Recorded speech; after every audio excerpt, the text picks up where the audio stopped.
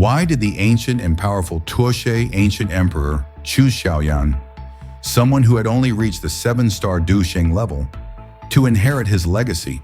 Why not Yuan, who was already at the peak of 9-star Dou Sheng, or Kun, who had loyally served him as a guardian for thousands of years? Was it pure luck? Was it favoritism? Or was there something far more significant behind that choice? The answer lies deep within the mysterious, strange fire square, where the statue of Tuoshe Ancient Emperor held the inheritance that countless top experts across the continent dreamed of obtaining. When the Tianfu alliance, led by Xiao Yan, entered this sacred domain, they were all filled with anticipation and uncertainty. They knew that the inheritance of a Dou Di could change everything, and that whoever received it might become the final hope to stand against the Soul Clan and Emperor Tian. Yet when they reached the statue, no one knew how to access its secrets. Amid their confusion, it was not a supreme powerhouse who solved the mystery, but the fire spirit Xiao Yi, quietly perched on Xiao Yan's shoulder. With hesitation in his voice, he suggested he might be able to open it. Encouraged, Xiao Yan unleashed a surge of pure lotus demon fire directly into the statue. To everyone's astonishment, the statue responded. Its chest slowly cracked open, revealing a glowing cave within. A powerful beam of light burst forth, blanketing the entire square. In an instant, the overwhelming pressure of the ancient Dou Di's presence descended on everyone. And then something shocking happened. All the experts present, even mighty warriors like Yuan and Kun, collapsed to their knees under the crushing force. Their faces turned pale. Their souls trembled. Despite being at the pinnacle of Dou Sheng power, they couldn't withstand the spiritual might of a long-gone Dou Di. Kun cursed out loud in frustration, calling Tuoshe Ancient Emperor ruthless, while Yuan merely gave a faint, knowing smile. After all, being forced to kneel by a Dou Di was no disgrace. It was simply the natural hierarchy of power. But in the middle of this scene, one man stood tall. Xiao Yan alone remained unaffected. He stared around, confused.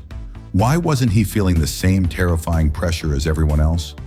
Before he could find the answer, the light receded from the others and converged solely on him. That divine beam embraced Xiao Yan, singling him out among everyone present. The meaning was clear. Tuoshe Ancient Emperor had chosen Xiao Yan as his successor. This moment left everyone stunned.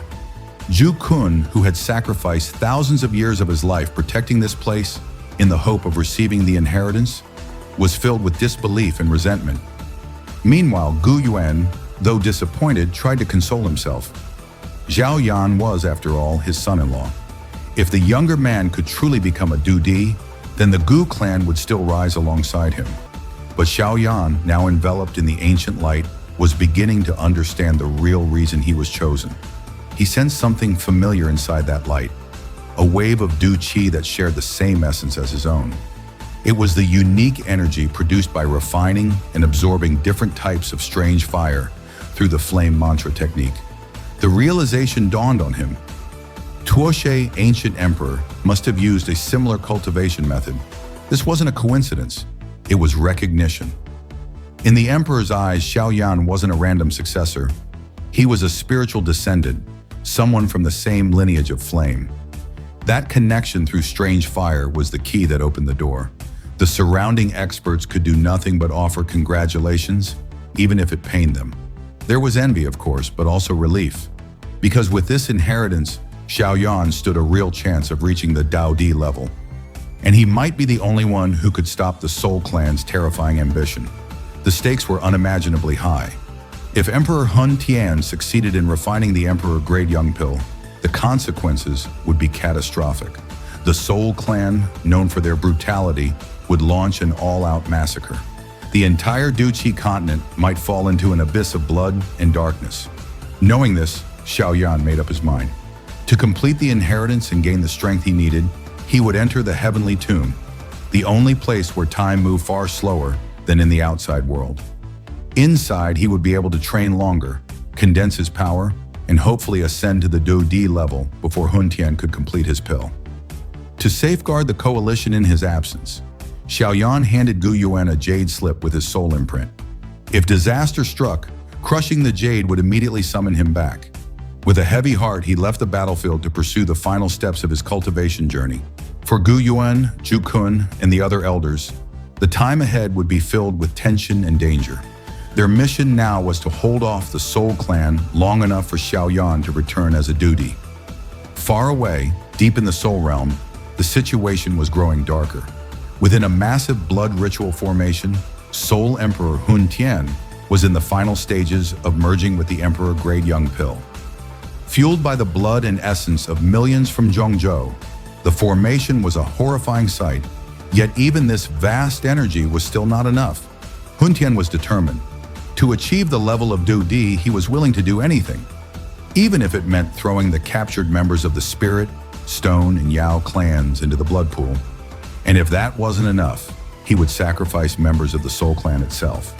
Void-swallowing Flame, his loyal companion and once equal, was shocked by this decision. He warned that many elders would resist such a ruthless act. Tian's reply was cold. If there was opposition, it would be dealt with. The balance of power had shifted. Once, Void-swallowing Flame was seen as vital to the Soul Clan's survival. Now, he was just a tool.